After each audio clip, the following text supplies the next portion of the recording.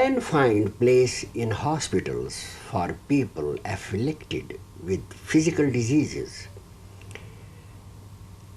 For the mentally ill, there is difficulty even to find places in the clinics, and that the number of mental patients exceeds that of the patients afflicted with physical diseases. So you can see that there is a trend towards the increase in mental disorder. So naturally, there will be also an increase in the perversions of the sexual instinct. There will also be an increase in the perverted tendencies of sex. The reason for this we shall discuss later, but at present let me say that as we find at present, all the preventive measures or all the treatments that are being given to mentally ill people have not been able to lessen the intensity of mental afflictions. They are growing. Therefore, these operations, they may be successful in individual cases, but they will not prevent their occurrence. This too will increase like other mental disorders. And there is a reason for this. With the amenities provided by the civilization, with leisure, with listening to the television, with constant mental work, you are exciting the evolutionary processes to a greater speed. Now we know that meditation is one of the main methods for spiritual enlightenment, that all mystics and yogis lay stress on meditation and also certain disciplines of life. Meditation is concentration applied on some divine object. That is the only difference. Otherwise, it is also a kind of concentration or mental application. Human beings during these days are applying their mind through all the day to their work, to the newspaper in the morning, to television in the evening, to reading of books, to watching of other demonstrations, lectures, hearing lectures and other things. The result is that there is too much of concentration and meditation going on, and this results in the acceleration of the activity of the evolutionary energy. Now the result of the activity of the evolutionary is to stimulate the sexual region. And this stimulation is done for the purpose to send a stream of radiant power to the brain to have higher consciousness. But when the life of human beings blocks this upward flow of Kundalini energy, then it presses on the lowest chakra to find an outlet. So you will find a very strange phenomenon in all the civilizations, both of the past and present, that towards their decline there was an excessive and immoderate sexual thirst. You find this in Greeks, you find this in Romans, you find this in Persians, you find this in kings and potentates, because the upward flow of the energy is blocked. But the reproductive system is acting faster. Therefore, the energy produced presses downward. The result is that civilization and leisure and concentration and all the type of life which we are leading leads towards a more increased desire for sex. And then after that, people then try to satisfy this, with the result that the system is drained of the vital energy and the brain is deprived of the food that is needed for the evolution of mankind. The result of this is what we see: increased hunger for sex, and in those cases where there is some inner maladjustment, the hunger can take the form of homosexuality or other perverted instincts. There is therefore no wonder that there has been an increase in homosexuality, or that there is an increase in sex, or that people are demanding liberty in sex, both men and women, because they are tormented by this desire.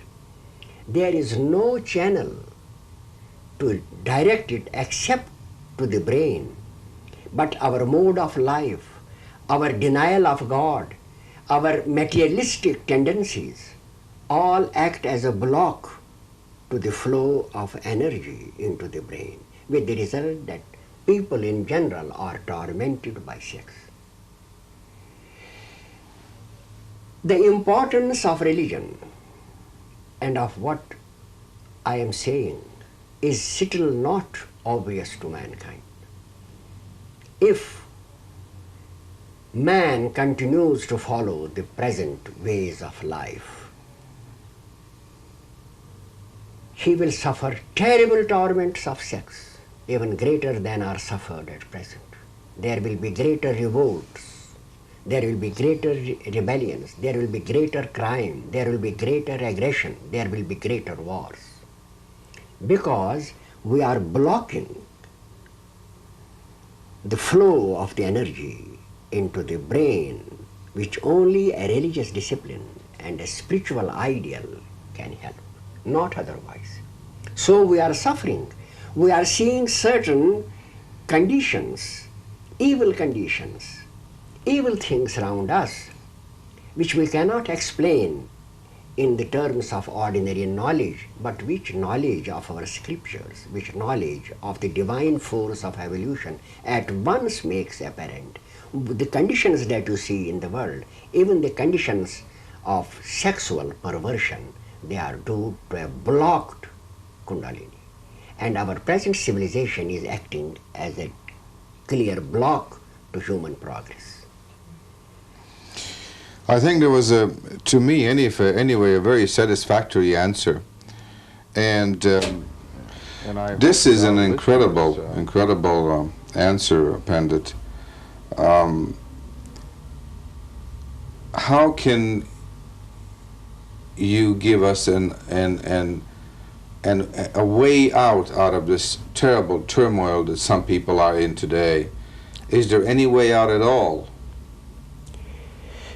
There is a cure for all afflictions. You see, now, according to the modern psychologists, some of them hold that insanity is due to repressed or suppressed sex. This is especially the view of Freud and the psychoanalytic school. And then they advise that there should be indulgence without restraint. But this is against evolutionary needs of the human body. So even this thing will not cure the condition. On the other hand, it will lead to other complications as it is doing at present. Let us take it in this way, that meditation, concentration, application of the mind, civilization, leisure, amenities lead to the acceleration of the evolutionary apparatus. The result of this acceleration is that the reproductive organs produce more of the vital essences and secretions. Normally they should be absorbed in the body and go to the brain to bring a higher state of consciousness to the person. But since our ways of life are not in accordance with the law of evolution, we create a block. When this block occurs, the energy presses down on the sexual organs or genitals to find a way out, and the individual is tormented by an excessive sex desire. I even pointed this out in my review of one of the books of Alan Watts, which he had written about his own life. In the case of the man in whom the Kundalini is awake and has reached the brain, this pressure does not exist because it is finding a natural outlet and is now going up as Ojas, as the Sanskrit savants called it. They call it Ojas. It is now transformed into a vital radiation which increases the power of human consciousness. But in the case of the one in whom this has not happened, it will continue to torment. The only way out of this difficulty is to follow the revealed teachings given to us by the prophets of mankind, to lead the life that has been prescribed by great prophets, that is, to worship, to pray, to be charitable, to be compassionate, to have love, to give, to live in the humbleness of spirit and not in wealth and overabundance, not in pride and vanity.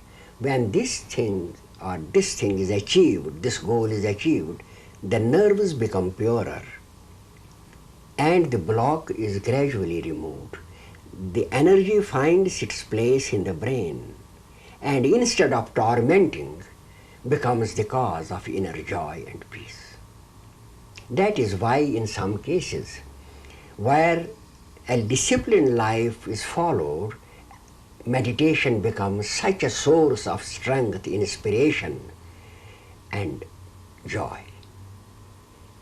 We have to give it way to the brain, and that can only be done by leading a disciplined life, by being careful in our food, in our speech, in our activity, in our behavior, even in our sleep, so that we lead a life in accordance with the precepts of the religion, with prayer, with also sometimes meditation, so that our inner self is purged and the block from the nerves is removed, and then man proceeds on the path that is destined for him.